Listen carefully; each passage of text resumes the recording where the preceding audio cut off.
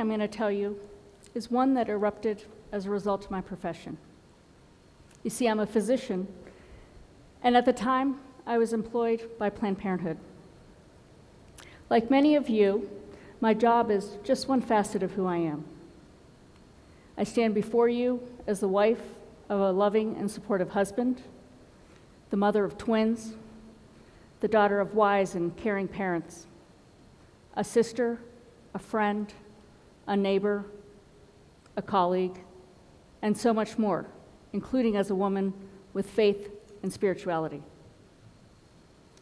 And so as I tell you this story, I hope that it serves as a tangible illustration of what happens when we promote division and hatred over tolerance, curiosity, and compassion. And remember, I'm speaking to you as this multifaceted person, this human, because my experiences have impacted all of them. I consider myself pro-choice, pro-life, and pro-family.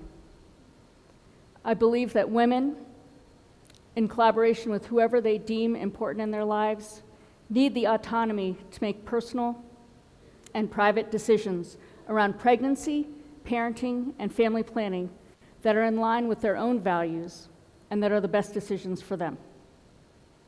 If I'm ever invited into that conversation to help that woman or that family get back on the paths that they have defined for their lives, I consider it my honor and my pleasure.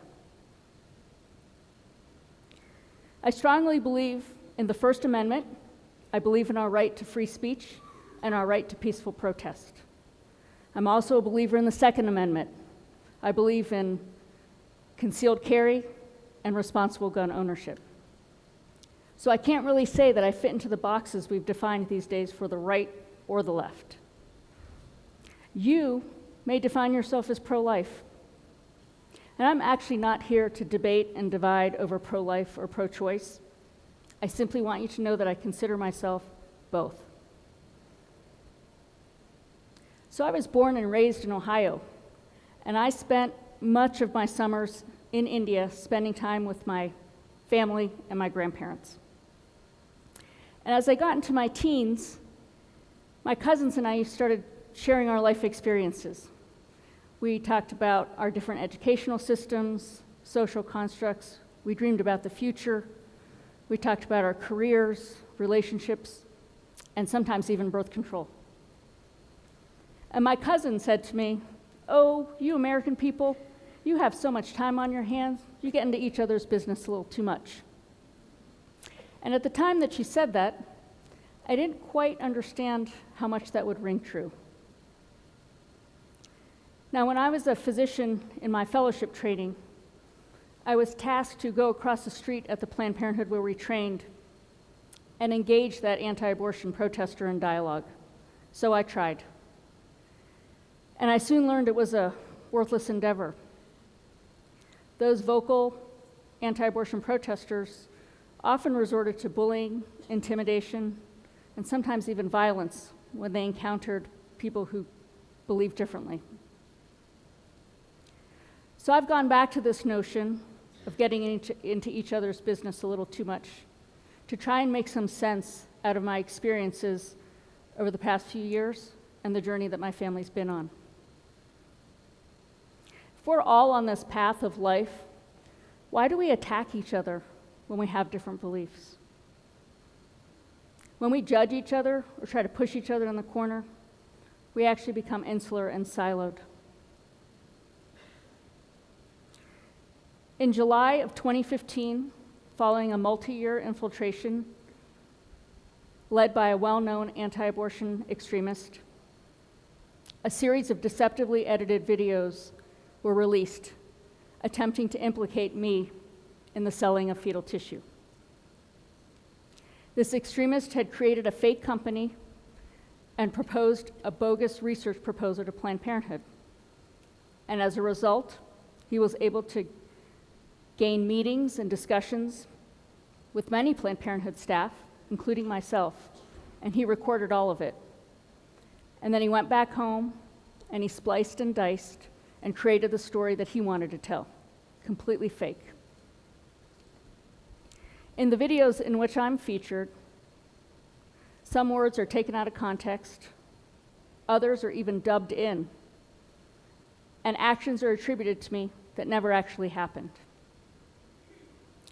And nevertheless, the immediate aftermath of this infiltration was simply devastating. My family's once peaceful life was turned upside down in a matter of minutes. Those fake videos, they were all over social media. Facebook, Twitter, you name it, it was there. It was all over the news. And soon enough, there was a campaign of hate. One that was so intense that by the time my second video came out just 2 days later, we had 24/7 armed security. And a few days after that, a woman was caught outside of our home taking pictures on all angles of our house, through the windows and through the front door to try and determine the interior layout. At the time that this happened, I didn't quite know what it meant.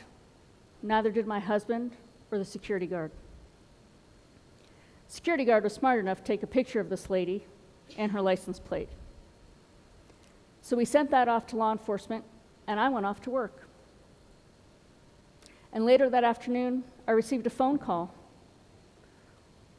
one where the law enforcement official told me that our house was no longer safe for us to stay in. So I raced home, and we fled. We fled with our babies, our pets, and the security guard.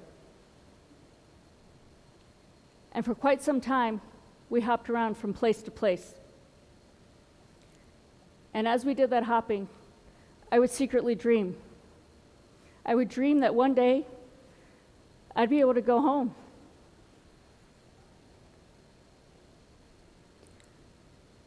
But on November 27th of 2015,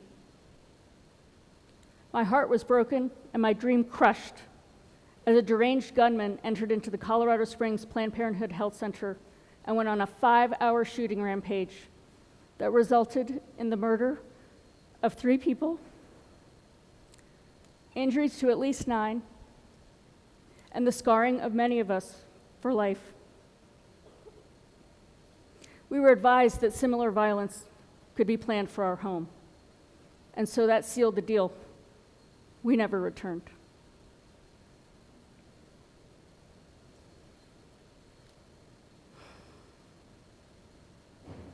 We must stand against this level of division, the intensity of this venom, and the creation of fiction to convince public sentiment.